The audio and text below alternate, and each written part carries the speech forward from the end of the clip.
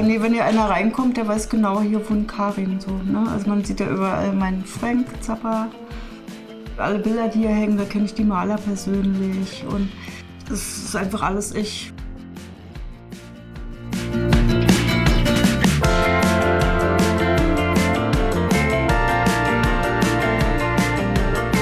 Vielleicht kommt ja auch mein Alter dazu, dann, wie gesagt, wird es immer individueller und dann fühlt man sich auch wohler. Das ist so ein gegenseitiges Nehmen und Geben und Nehmen, genau. Und so sollte es vielleicht auch sein und so sollte es bei allen sein. Also für mich ist meine Wohnung wirklich mein Rückzugsort. So. Ich liebe meine Wohnung. Da bin ich geborgen und fühle mich wirklich zu Hause und das ist meins und da kann ich machen, was ich will. Eine Persönlichkeit und sollte nach seinem Denken und Ermessen sein Zuhause gestalten.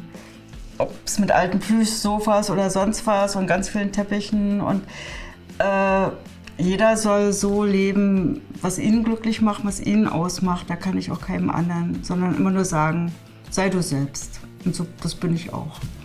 Und ich glaube, einen besseren Rat gibt es nicht, oder?